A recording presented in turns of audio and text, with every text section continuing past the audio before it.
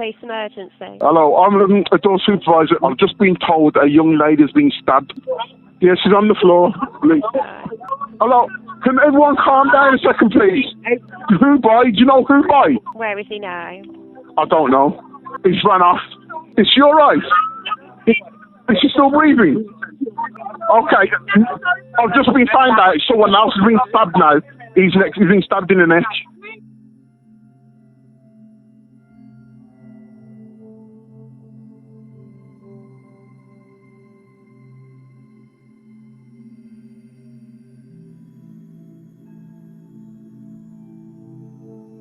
Oh, he was an absolutely fantastic young man. I know I'm his mum, so obviously I'm going to say that. He was fun, cheeky, full of life, full of happiness. Things were going really well for Jacob at the time of his death. What we saw during those early hours was clearly a state of shock within the community about what had taken place.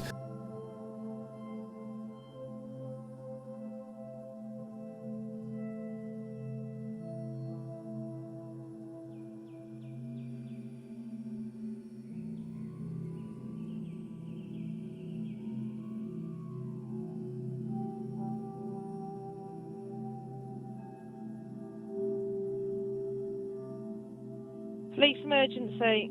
One guy tried to stab me on the street and he stabbed me in the neck, but... You've been stabbed in the neck?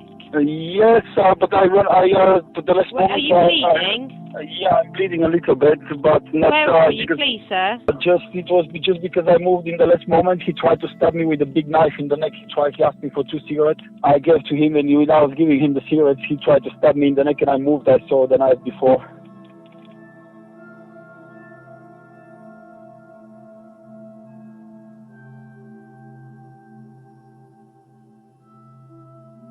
So we know that McLeod had moved now from Constitution Hill here onto Livery Street near to the junction of Barwick Street, where a young lady had just finished work and was here, sat on a mobile phone. It was at this point when he struck again, striking her with a knife towards her face and then towards her neck. She then sought salvation from passing motorists, whilst McLeod then moved on into Barwick Street. Ambulance service. Is the patient breathing? Birmingham now, someone's been stabbed. He's been stabbed. Is he breathing? Yeah, Barwick Street, Birmingham, he's been stabbed. Is he breathing? Yeah, no, he's breathing now, but we're putting pressure on the wound. Is he awake? Is he awake? Yeah, he's awake, he's awake. So we now know at this point McLeod had walked from Barwick, where he dumped the knife in the drain here. Forensic examination of the knife that we recovered, which was a black-handled knife, revealed McLeod's DNA present on the handle, but also the DNA of the last 2 victims. It wasn't very clear early on that all of these offences were linked, and I think whilst it was very easy for people to draw that conclusion, when we're confirming that and we've been really clear about who we're looking for and who's responsible for offences, we need to be 100% sure that those are all linked matters. Unfortunately, it's pains to say that sometimes stabbings in the city centre, can be commonplace of a weekend. There were descriptions provided of the person that was believed to be responsible. Some of the factors that were involved in providing those descriptions, where you've got people who were perhaps slightly intoxicated. So initially those incidents weren't necessarily pulled together as what we would suggest is a series of offending. And what we then saw was a gap in offending. There was a period of time where resources were deployed to those areas, ambulance resources to provide assistance to those victims, but also officers trying to search for an individual or individuals, because the descriptions were that different, who were responsible for those matters.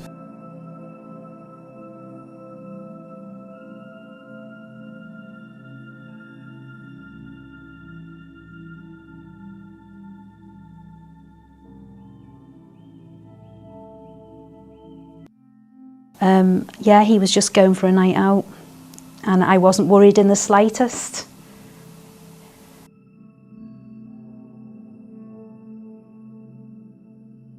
Patient breathing. Hello, is he breathing?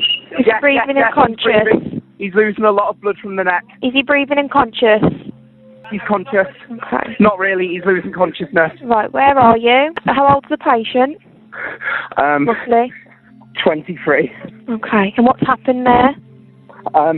There was a man walking, and then next minute there was blood everywhere, and I think he was stabbed in the neck. Okay.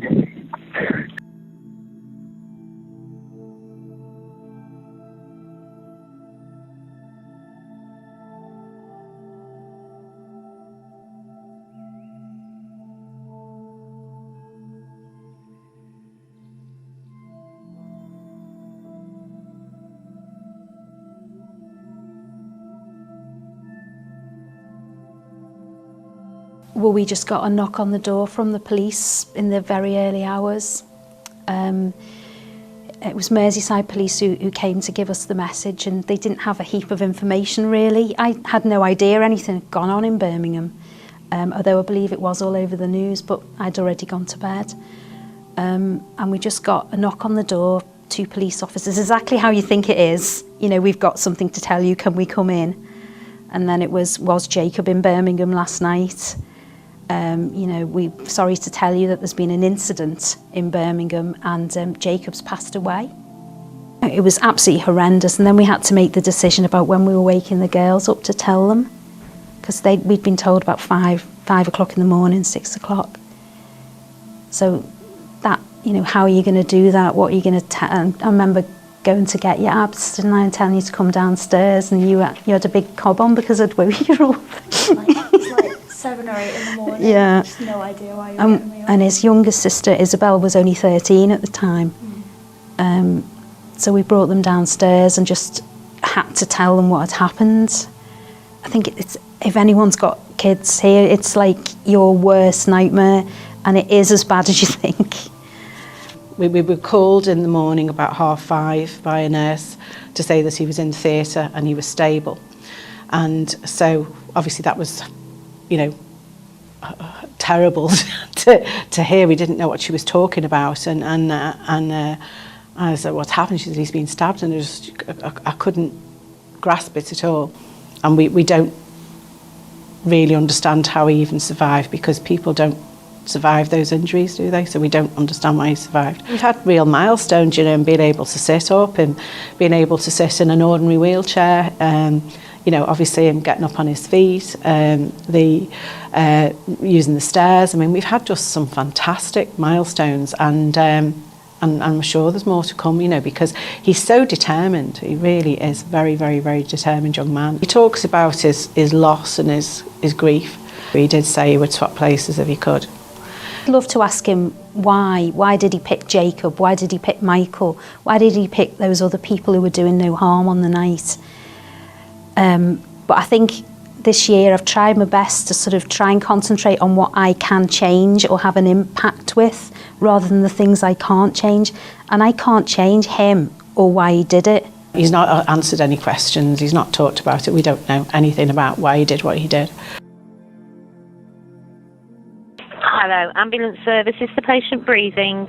Oh, yo, listen, someone just been stabbed on her street. Okay, are they breathing unconscious? Listen, they're conscious, yeah, but listen, they need to hurry up, and they're going to die, you know. Listen to me. Are they breathing unconscious? Yeah, they're conscious, yeah, but they're not about to be in it. They just stabbed him in the neck in town, on her street. He just stabbed, out of nothing, he just stabbed him up. Random man's come up to him and he tried to cut his neck. Okay, so I can hear some sirens. I haven't seen nothing. I can hear some sirens coming now. I've just been found out someone else has been stabbed now. He's been stabbed in the neck.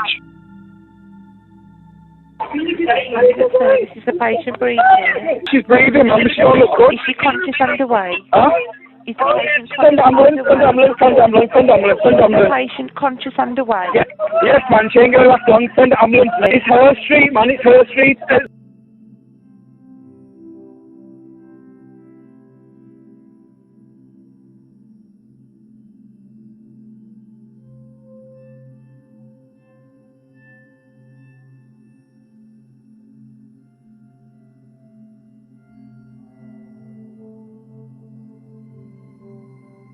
That was the best quality footage we had available at that particular time. If we'd have released footage prior to that, it would have been of even further poor quality, and we would have risked diverting our police resources away from identifying and arresting somebody and bringing them into the system a lot quicker, and therefore wider risk to the public. So we ultimately ended up arresting McLeod for the matters. A lot of that work was through good police work. A member of the public approached an officer on the cordon from a takeaway who had had somebody come into their restaurant just after 1 o'clock in the morning, where they had asked to use a knife. They refused to give them a knife, but ultimately ordered a taxi for them. We were able to quickly track down that taxi driver and understand where he had taken that individual to a road within the south of the city, within the Selly Oak area.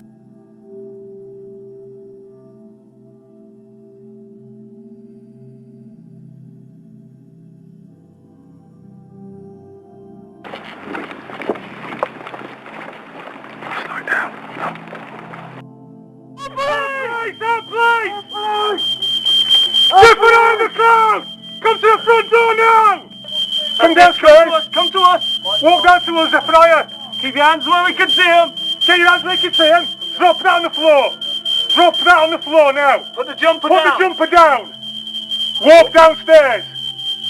I'm going to address the left and the center. Walk downstairs! Yeah. Stand still! Stand still! Turn round! Turn round! Walk back! Walk back! Hands behind your back. Yeah. I've got other people in here, at least female and one other male. One secure. Keep walking back. 8 people stabbed, one of which tragically lost his life, a young man with his whole life ahead of him.